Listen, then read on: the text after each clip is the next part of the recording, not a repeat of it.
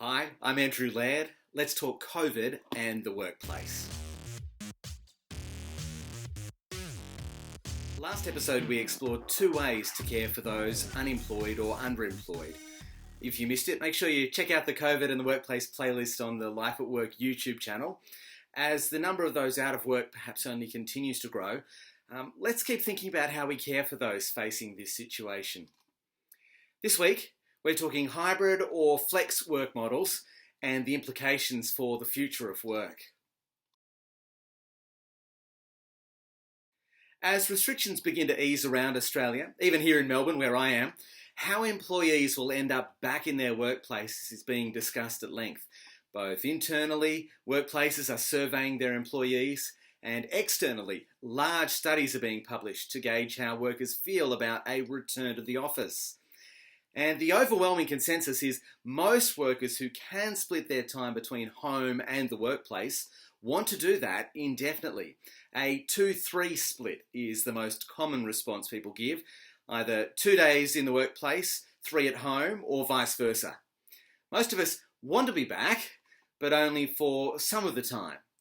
That is some sort of permanent hybrid or flex model of work. But when it comes to questions about well-being and how we're feeling about heading back to our workplaces, the figures are a little different. These are two charts the Wellbeing Lab recently published, based on a survey of over 1,000 workers. As you can see on the left, almost all of us are satisfied or somewhat satisfied with working from home, hence the desire for hybrid or flex work models. But the chart on the right is telling. Only 38.8% of those surveyed said they were feeling positive about returning to the workplace. In other words, most of us want to move to a hybrid model of work post-COVID when restrictions sufficiently ease, and that's doable.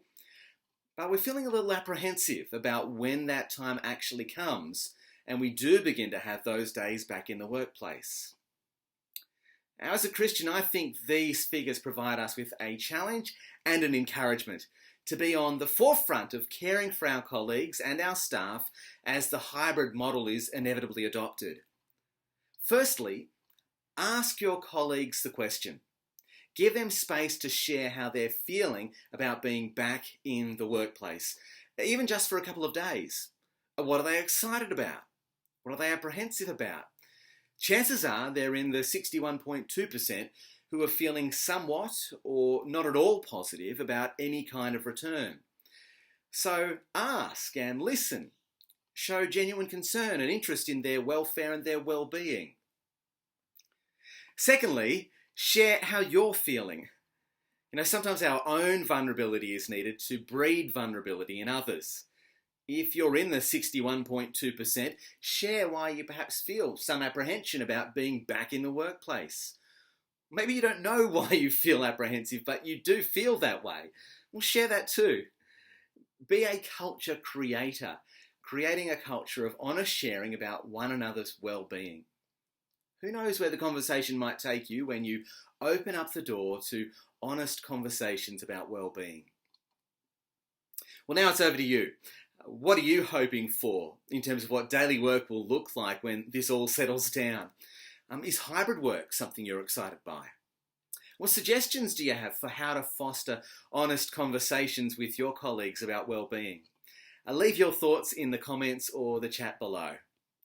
Next time, how do we create boundaries between work and home in a hybrid working world? Until then, I'm Andrew Laird, talking COVID and the workplace.